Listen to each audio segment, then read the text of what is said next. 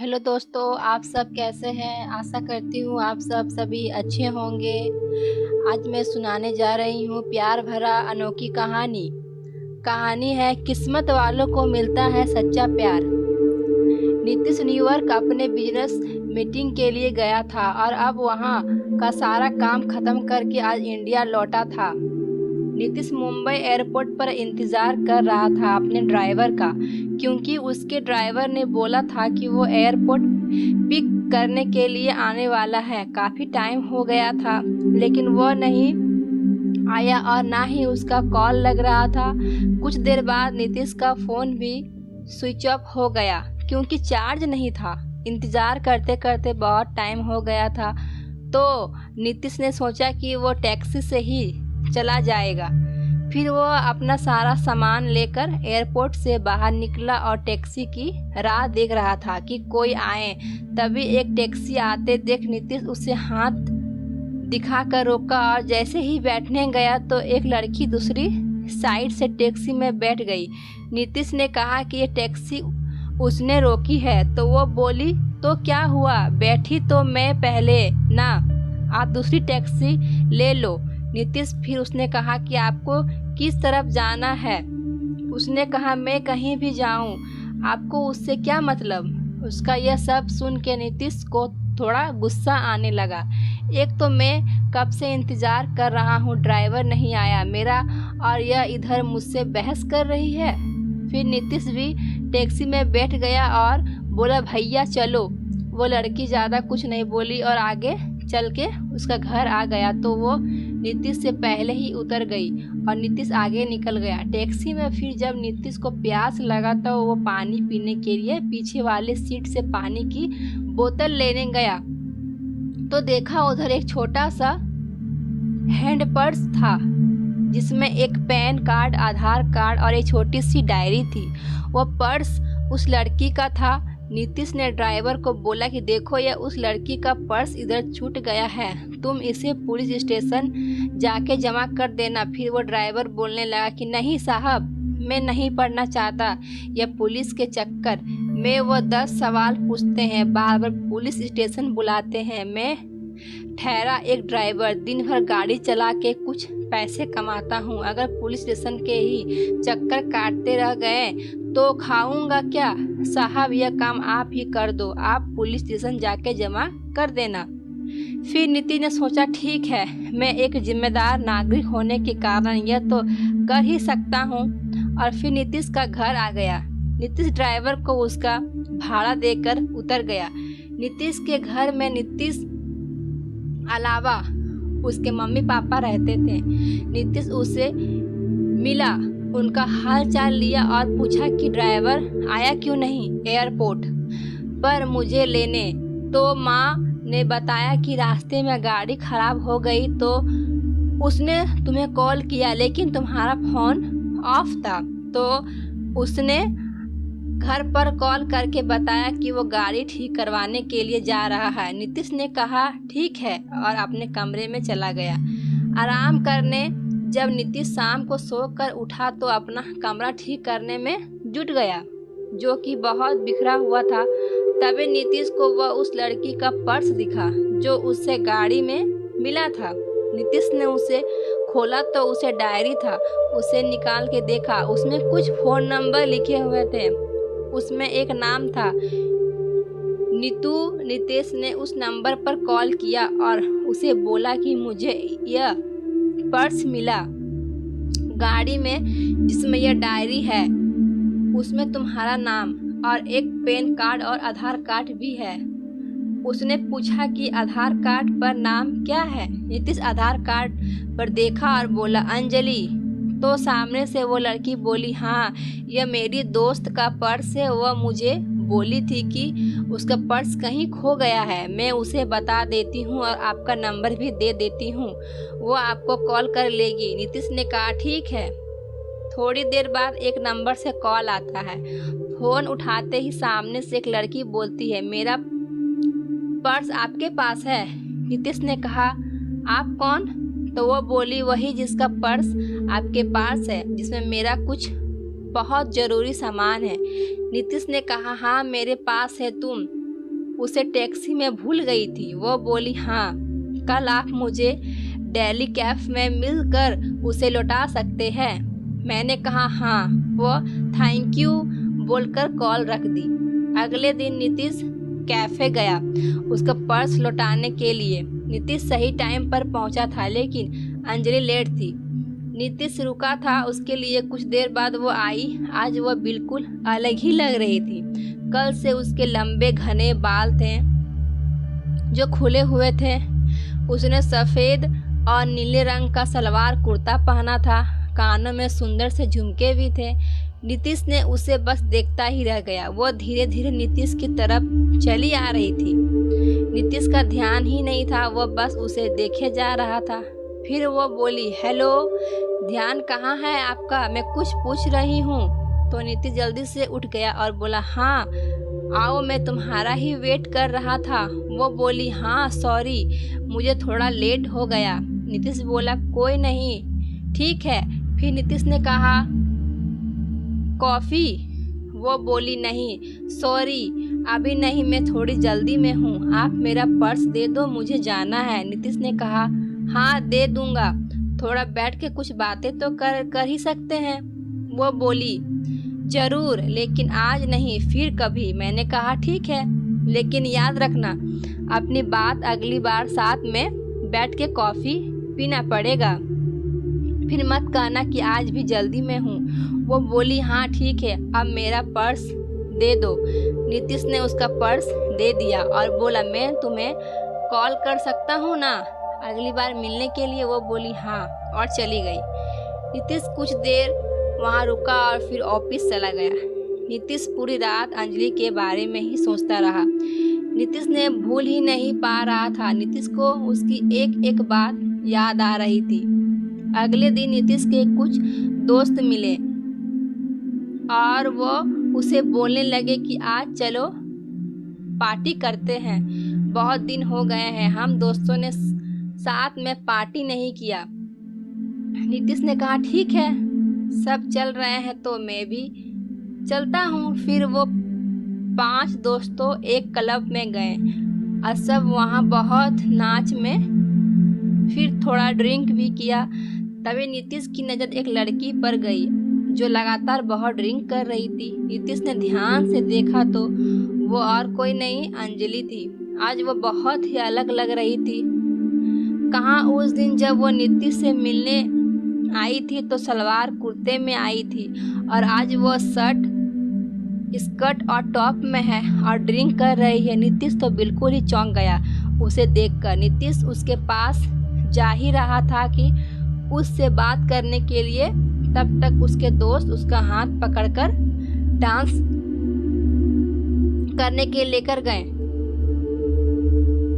नीतीश की नज़र अंजलि पर ही थी, लेकिन थोड़ी ही देर में वो वहाँ से कहीं चली गई।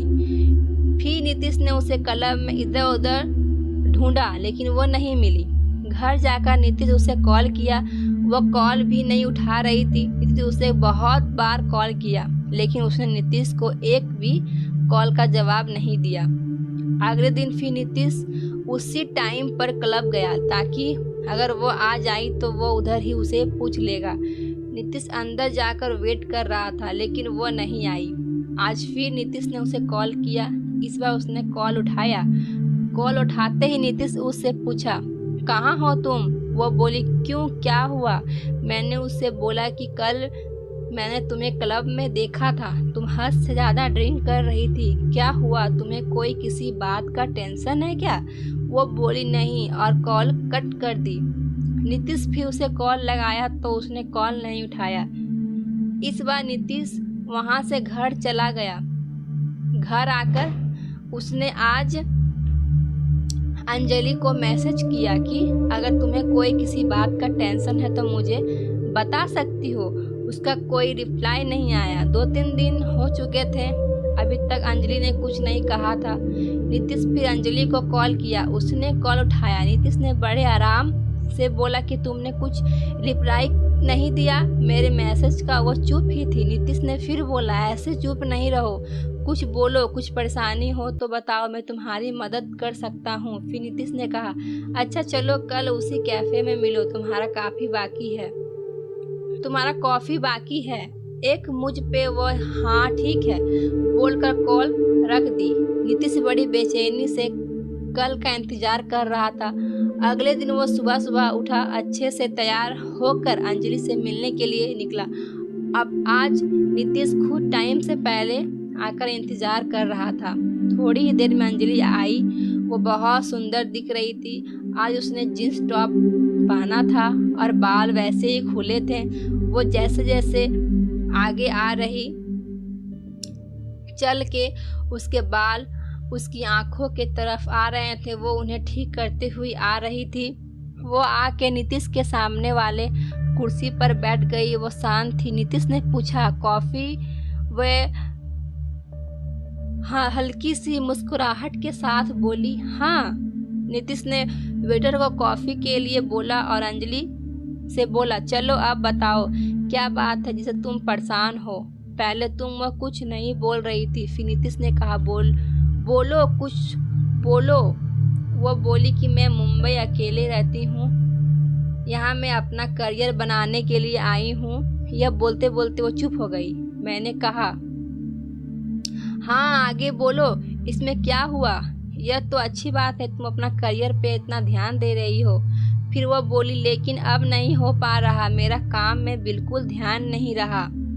मुझे अपने बॉस से बहुत बार अब डांट सुननी पड़ती है और उसने तो यह तो कह दिया है कि अगर ऐसा ही चलता रहा तो वो मुझे नौकरी से निकाल देगा। 2 महीने हो गए हैं मेरा इस बर्ताव से मुझे रोज डांट सुननी पड़ती है। मैंने उससे पूछा, ऐसा क्या हो गया कि तुम इतनी परेशान रह रही हो? वो चुप हो गई। फिर थोड़ी देर बाद बोली, मुझे कैंसर हो गया है। यह सुनकर नीतीश घबरा गया। आगे वो बोलती रही, 2 महीने पहले मैंने चेकअप करवाया था तो डॉक्टर्स ने बोला कि मुझे कैंसर हो गया है, अभी 2nd स्टेज पर है। यह सुनकर मैं तब से परेशान रहती हूँ कि कैसे मैं सब करूँगी। मेरा इस दुनिया में कोई नहीं है। बचपन से ही मैं अनाथ हूँ, बस कुछ ऑफिस के दोस्त हैं। मैं यह बात अपने ऑफिस में ही भी नहीं बता सकती। अगर बॉस को पता चला तो वो मुझे कहीं नौकरी से निकाल ना दे। 3 महीने पहले ही मेरा प्रमोशन हुआ है, मुझे हेड ऑफ द डिपार्टमेंट बनाया है और यह सब हो गया। मैं अब क्या करूं, कुछ समझ नहीं आ रहा। यह सब सुनकर नीतीश ने धीरे से उसका हाथ अपने हाथ में लिया और बोला, तुम अकेले नहीं हो, मैं तुम्हारे साथ हूँ। वो चुपचाप नीतीश की ओर देखने लगी। नीतीश ने कहा, हाँ तुम सही सुन रही हो, मैं तो उसी दिन से तुम्हें पसंद करने लगा था जिस दिन तुम अपना पर्स लेने के लिए मुझसे मिलने आई थी। यह सुनकर उसने अपना हाथ पीछे कर लिया। नीतीश ने पूछा, क्या हुआ, हाथ क्यों हटा लिया तुमने? वो बोली, नहीं यह सब ठीक नहीं है, मेरे जिंदगी का की कोई भरोसा नहीं और मैं तुम्हें मेरी वजह से कोई परेशानी नहीं दे सकती। नीतीश उसे प्यार से समझाया कि नहीं, तुम मुझसे कोई परेशानी नहीं दे रही हो, मैं तुम्हारा ध्यान रखना चाहती हूँ, तुम्हें अपनी ज़िंदगी का हिस्सा बनाना चाहती हूँ, मैं हमेशा तुम्हारे साथ रहूँगा, कभी तुम्हें अकेला नहीं छोड़ूंगा। वो बोली, नहीं तुम समझो, कल को पता नहीं मैं रहूँ या ना रहूँ, तुम क्यों खुद को किसी पे परेशानी में डाल रहे हो। नीतीश उसे बहुत समझाया लेकिन वो नहीं मानी और चली गई। नीतीश उसके पीछे गया, उसका हाथ पकड़ के रोका और उससे कहा, तुम्हें कभी भी किसी की ज़रूरत हो तो मैं हमेशा तुम्हारे साथ रहूँगा। और फिर अंजलि चली गई। नीतीश उससे रोज उसका हाल पूछता था। वह डॉक्टर्स के पास चेकअप के लिए गई कि नहीं, टाइम पर सब दवाइयाँ ले रही है कि नहीं। उस दिन बाद नीतीश ने कभी उसे अकेला नहीं महसूस होने दिया। नीतीश उसे रोज फ़ोन करता था, उसका हालचाल पूछता था। 4 महीने हो चुके थे। ऐसे बात करते करते एक दिन शाम को फ़ोन पर बात करते करते अंजलि बेहोश हो गई। नीतीश से पुकारता रहा लेकिन वो कुछ नहीं बोल रही थी। नीतीश तुरंत उसके घर जाने के लिए निकल गया। उधर पहुंचता तो देखा कि अंजलि के घर पर कोई नहीं था। फिर उसके पड़ोसी से पूछा तो पता चला कि उसे हॉस्पिटल लेकर गए हैं। तुरंत हॉस्पिटल पहुंचा। इंक्वायरी डेस्क पर उसके बारे में पता किया और उसके रूम के तरफ गया। वो 2-3 लोग खड़े थे जो अंजलि को हॉस्पिटल लेकर आए थे। नीतीश उससे पूछा कि क्या हुआ अंजलि को, तो वो बोले कि अंजलि अपने घर में बेहोश होके गिर गई थी। वो तो उसके घर का दरवाज़ा थोड़ा खुला था तो एक बच्चे को बॉल खेलते खेलते उसके घर में चला गई, तो हमने जाकर देखा यह बेहोश पड़ी थी। अंजलि अकेले रहती है। यह तो हम उसे हॉस्पिटल लेकर आए, तभी आईसीयू से एक डॉक्टर बाहर आए और बोले अंजलि की हालत खराब है, हमें उसका ऑपरेशन करना पड़ेगा। नीतीश ने पूछा ऑपरेशन के बाद अंजलि बिल्कुल ठीक हो जाएगी ना? डॉक्टर ने कहा अभी कुछ बोल नहीं सकते। नीतीश ने कहा डॉक्टर आप ऑपरेशन की तैयारी कर लीजिए और पैसे की कोई फिक्र ना करें। यह सुनकर डॉक्टर चले गए। पूरे 5 घंटे बाद ऑपरेशन रूम में डॉक्टर बाहर आए। नीतीश जल्दी से डॉक्टर के पास गया और पूछा अंजलि कैसी है? डॉक्टर ने कहा ऑपरेशन सक्सेसफुल हुआ, घबराने की बात नहीं है कुछ। नीतीश के जान में जान आई। उसने पूछा क्या मैं अंजलि से मिल सकता हूँ? डॉक्टर ने कहा अभी नहीं, कुछ देर बाद। नीतीश ने कहा ठीक है। फिर नीतीश बाद में अंजलि से मिला। वह नीतीश को देखकर रोने लगी। नीतीश उसके पास बैठा था। उसने कहा कि बोला था ना मैं हमेशा तुम्हारे साथ रहूंगा। यह सुनकर अंजलि और रोने लगी। नीतीश उसे चुप कराया और कहा अभी तुम्हारा ऑपरेशन हुआ है, ऐसे में तुम्हें रोना नहीं चाहिए। हम दोनों बहुत देर तक एक दूसरे का हाथ पकड़कर बैठे थे। फिर वो दोनों घर आए। नीतीश उसका बहुत ध्यान रखता था। नीतीश ने अंजलि के बारे में अपने घर वालों को बता दिया था, तो अब वो अंजलि के साथ ही रहता था, उसका ध्यान रखता था। जब अंजलि पूरी तरह ठीक हो गई तब दोनों ने शादी कर ली। हमेशा के लिए दोनों एक साथ हो गए। अगर ये कहानी आपको अच्छी लगी हो तो लाइक करें, शेयर करें, सब्सक्राइब करें। धन्यवाद।